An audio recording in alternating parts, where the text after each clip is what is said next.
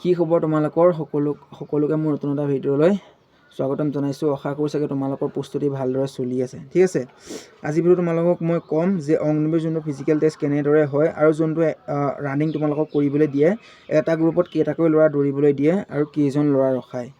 ঠিক আছে, আমাৰ যোনটো 2024 যোনটো মানে ইণ্টাৰভিউ হৈছিলে, তাত আমাৰ মানে এটা গ্ৰুপত কেইটাকৈ ল'ৰা মানে দৌৰিবলৈ দিছিলে আৰু ফিজিকেল টেষ্টত তোমালোকৰ কেনেকৈ কি টেষ্ট হয় আৰু কেইজন ল'ৰা ৰখাই তোমালোকক মই সকলো কথা আজি ক'ম।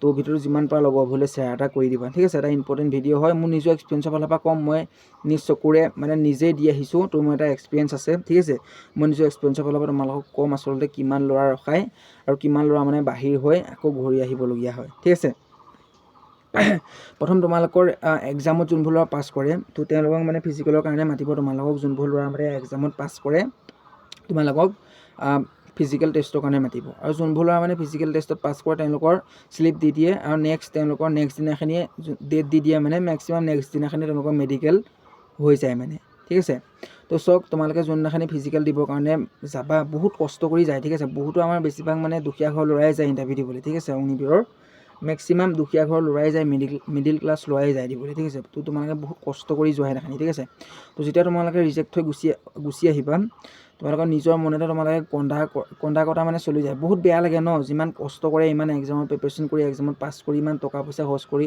ডকুমেণ্ট পাতি বনাই কৰি যদি মানে ৰানিঙত বা কিছুমান এটা সাধাৰণ ভুলৰ কাৰণে বা কিছুমান মেট্ৰিকৰ পাৰ্চেণ্টেজ কম থকাৰ বাবে যেতিয়া ওলাই গুচি আহে, তো তেতিয়া মনতে বহুত বেয়া লাগে, হয়নে নহয়? তো সেইকাৰণে মই তোমালোকক কৈছোঁ ভালদৰে প্ৰিপেৰেশ্যন কৰা, যেতিয়া কষ্ট যদি কৰিছা ভালদৰে কৰা, এবাৰতে চাকৰিটো লৈ লোৱা।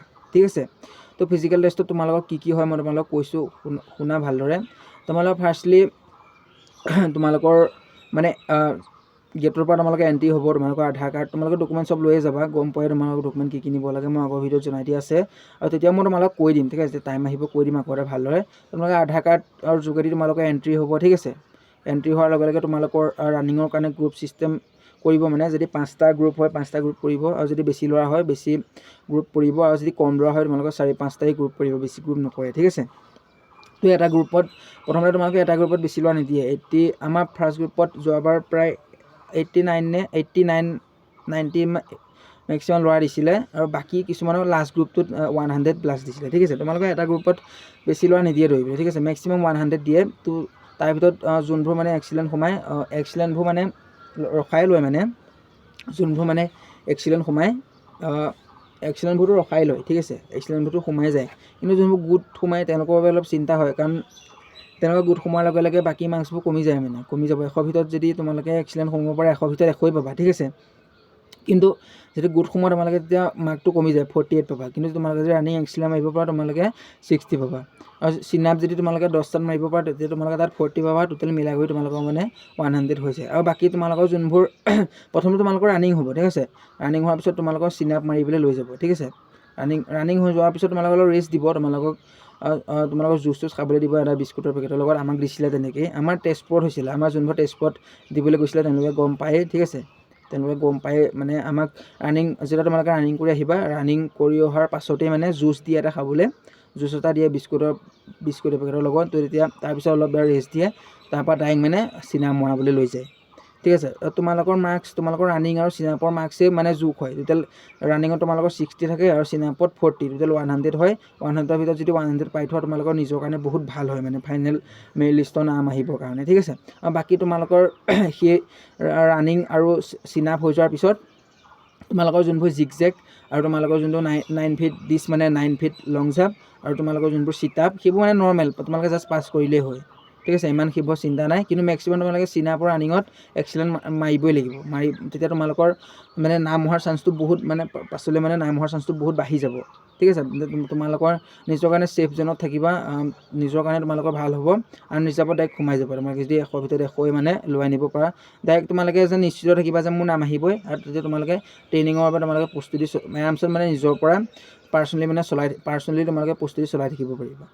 ঠিক আছে, তো অগ্নিবীৰ যোনটো ফিজিকেল টেষ্ট ইমানো আজিকালি আগৰ লেখীয়া হাৰ্ড নহয়। আগতে কি কৰিছিলে, আগতে যোনটো ৰেগুলাৰ আৰ্মি আছিলে, তোমালোকে ভিডিঅ'টো দেখিছা, আৰু আমাক আগতো কয় যে আগতে যোনসকল নিজ চকুৰে দেখিছোঁ কিছুমান ভিডিঅ'ত, আৰু আগতো শুনিবলৈ পাইছিলোঁ যে তোমালোকৰ এটা গ্ৰুপত 400, কিছুমানটো 450 ল'ৰা দিয়ে, তাৰ ভিতৰত অকল এক্সিলেণ্টকেইটা মানে খুব বেছি আগৰ খুব মেক্সিমাম 7টা ল'ৰালৈকে তোমালোকক কৈছোঁ 7টা খুব বেছি 10টা ল'ৰালৈকে আগত ৰখাইছিলে, কিন্তু কিছুমান গ্ৰুপত 3টা 4টা তেনেকৈ ৰখায়। কিন্তু আজিকালি তেনেকুৱা নহয়, আজিকালি এটা গ্ৰুপত 30+ ৰখায়, 25 ৰখায়, এক্সিলেণ্টে তোমালোকৰ 14টা 12টা ৰখায়। কিন্তু এইবাৰ যোৱাবাৰতকৈ এইবাৰ আমাৰ যেতিয়া যোৱাবাৰ দিছিলোঁ আমাৰ এই এক্সিলেণ্ট প্ৰতিটো গ্ৰুপতে 10টা 15টা গোট তোমালোকৰ 21টা 22টা তেনেকৈ ৰখাইছিলে, 35 টোটেল চুই দিয়েগৈ। কিন্তু এবাৰ আৰু ৰখাব, কাৰণ তোমালোকৰ এবাৰ নিগেটিভ মাৰ্ক যিহেতু নাই, নিগেটিভ মাৰ্ক মানে নথকাৰ ফলত বহুত ল'ৰা মানে ফিজিকেলৰ বাবে চান্স পাব। তো এবাৰ তোমালোকে ৰানিঙৰ বাবে ভালদৰে জোৰ কৰা। চ' কিবা এটা যদি তোমালোকে এক্সামত মানে নিগেটিভ মাৰ্ক কেলেনো মানে এবাৰ নাই, তো তোমালোকে সেইটো মানে দিমাগত ভাবি চাবা, ঠিক আছে। তো বহুত ল'ৰাই চান্স পাই যাব ফিজিকেলৰ কাৰণে, এটা লজিক আছে, কিন্তু এনেই তোমালোকে নিগেটিভ মাৰ্ক অঁতৰা নাই, ঠিক আছে। এটা লজিক আছে, তাৰ ফলত চৰকাৰে চব চাই চিতিহে কৰে, এনেই তোমালোকৰ নিগেটিভ মাৰ্ক অঁতৰাই দিয়া নাই, ঠিক আছে। কাৰণ বহুতে ফিজিকেলৰ বাবে নাম আহি যাব, তো তেতিয়া তোমালোকৰ কম্পিটিশ্যনটো ফিজিকেলত বেছি হৈ যাব, ঠিক আছে। মেইন লজিকটো তাতেই, কাৰণ যোনবোৰ টাগৰা ল'ৰা ৰানিঙত ভাল, চিনাপত ভাল, তেওঁলোকে মানে 100 ভিতৰত 100ই লৈ থাকিব, তেওঁলোকে চাকৰিটো মানে লৈ থৈ দিব, তো তোমালোকে পিছ পৰি যাব, ঠিক আছে। সেইকাৰণে তোমালোকক কওঁ এক্সামত নিগেটিভ মাৰ্ক নাই বুলি তোমালোকে যে তোমালোকে যিহেতু কৰি আহিম এনেও পাছ হৈ যাম, সেইটো নহয়। পূৰা ভালদৰে পঢ়া, যোনটো ইউটিউব চেনেলত তোমালোকক মই নাম কৈ দিছিলোঁ শুভমী ক্লাছেছ বুলি, সেইটোৱে তোমালোকে চোৱা। আৰামছে তোমালোকে মেক্সিমাম 60, 70, 80 ওপৰত যদি উঠাই আহিব পৰা, তেতিয়া তোমালোকে ফিজিকেলত গোট পালেও তোমাৰ নাম আহি যাব, ঠিক আছে। আৰু এবাৰ এটা গ্ৰুপত আমি যোৱাবাৰ দৌৰোতে এটা গ্ৰুপত কিমান ল'ৰা ৰখাইছিলে, আমাৰ গ্ৰুপত প্ৰায় 25টা 30টা তেনেকৈ ৰখায়, ঠিক আছে। এটা গ্ৰুপত 90, কিছুমান গ্ৰুপত 100 ল'ৰা যদি দৌৰিবলৈ দিয়ে, এটা গ্ৰুপত মানে আমাৰ মেক্সিমাম 15 এক্সিলেণ্ট 10টা আৰু কিছুমান গ্ৰুপত গোট 15টা তেনেকৈ মেক্সিমাম ৰখায়, ঠিক আছে। আমাক যোৱাবাৰ তেনেকৈ ৰখাইছিলে, তো এইবাৰো তোমালোকক তেনেকৈ ৰখাব, এইবাৰ বেছিকৈ ৰখাব তোমালোকক, ঠিক আছে। কাৰণ তোমালোকৰ নিগেটিভ মাৰ্ক নোহোৱাৰ ফলত বহুতো ল'ৰাই মানে চান্স পাব, যিহেতু তোমালোকক ফিজিকেলৰ বাবে বহুতো ল'ৰাৰ চান্স পাব, বহুতো চান্স আছে এবাৰ নাম পোৱাৰ। তো এনেকৈ ৰখাব তোমালোকক, মই সেইকাৰণে কওঁ ভালদৰে কৰা, তোমালোকে পঢ়া শুনাৰ লগতে ফিজিকেলৰ বাবে ভালদৰে প্ৰিপেৰেশ্যন কৰি থকা, ঠিক আছে।